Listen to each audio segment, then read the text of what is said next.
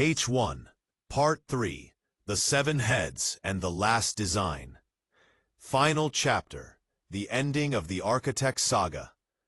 Kael Runkar and the Architect's Head escaped Voidwalker Bastion moments before the prison folded into itself and vanished into the starless void. Now, drifting through open space aboard a stolen interceptor, Kael could finally breathe.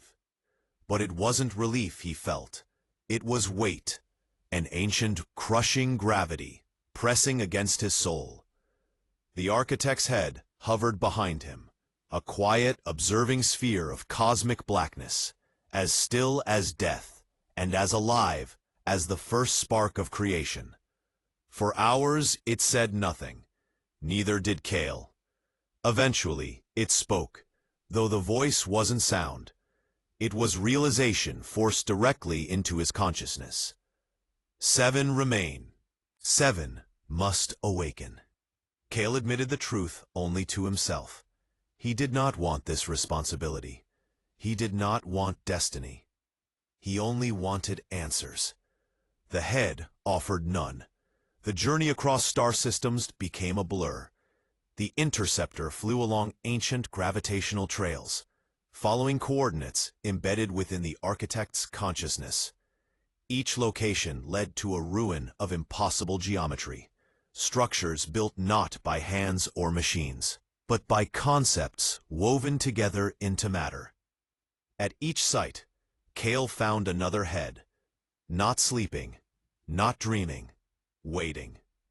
The second was submerged in the ocean of a methane world, singing equations that made the tides vibrate. The third was buried inside a pulsar's magnetic lattice, turning neutron storms into lullabies. The fourth drifted behind the event horizon of a brown dwarf, suspended by forces no physicist had ever measured. The others hid in places more secret still. Frozen. Dimensions, fractured space-time pockets, forgotten star nurseries. And with each head recovered, the head he carried changed. Its glow deepened, its voice grew heavier, its presence more consuming. By the time Kael gathered all 7, something inside him had begun to erode, not physically, not mentally, but existentially. Like a hunter becoming what he hunts, the 7 heads aligned themselves in a ring around him. Suspended in the endless silence of interstellar space, 7 black stars, 7 thinking monoliths. Then the truth revealed itself. The Architects had not gone extinct. They had done something far worse. They split themselves, their essence, their consciousness, their will, into 7 fragments, scattering their own minds across the universe, not as punishment, not as defeat, as preparation. They foresaw the death of matter, the collapse of the cosmic web, the inevitable fading of stars. They sought to create a final blueprint, a last design that would rewrite entropy itself and begin a new universe. But they could not assemble it alone. They needed a vessel, a mind capable of containing the unified Architect consciousness without shattering. Out of trillions of beings, across spiraling eons, across chaos and dust, they chose Kael Runkar. He was not the strongest. He was not the smartest. He was not pure, noble, or righteous. But he had something they lacked, a will that had never obeyed anything. Not fear, not fate, not even death. They required a rebel to hold the mind of creation, and Kael had never followed anyone. The 7 heads surrounded him. Their voices merged. Not loud, the opposite. Quiet, like the center of a storm. Kael Runkar, you have gathered us. You have carried us. Now you must become us.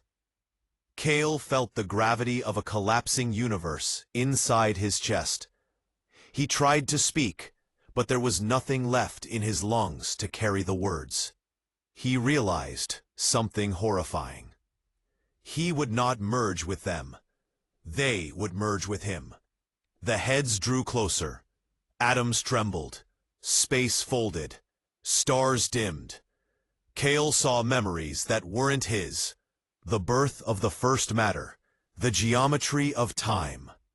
The screams of dying galaxies. The shape of God, written in equations no species could pronounce. He expected pain. Instead, he felt clarity. Perfect. Cold. Infinite. The seven consciousnesses poured into him, filling every corner of his mind, every synapse, every impulse, until he no longer knew where Kael ended and the cosmos began. His thoughts expanded. His heartbeat aligned with cosmic rhythms. His eyes saw past time, past matter, past existence. He was no longer a bounty hunter. He was something else. A vessel, a conduit, a living blueprint. The architects had returned. Inside him, the final revelation came.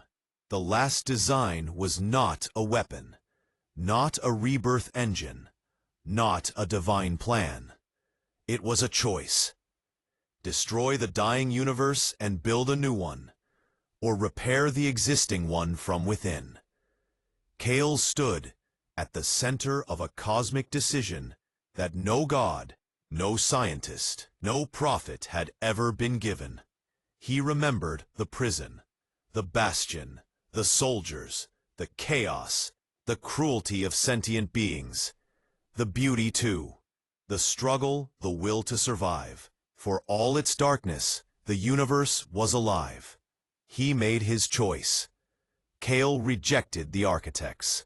He refused their design.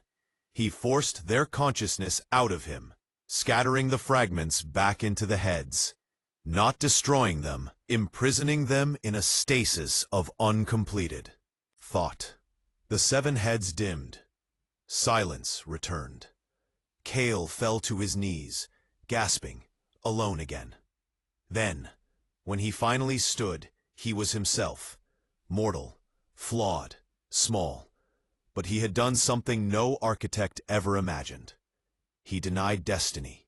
He denied cosmic order. He denied the birth of a new universe. He chose this one. The seven heads drifted away into the void, inert, thoughtless, defeated not by strength, but by a single human will. Kael Runkar remained standing in the quiet between stars. A hunter, a survivor, a man who said no to creation itself. And the universe continued, not perfect, not eternal, but alive, because Kael believed it deserved to be. The end! Exclamation point.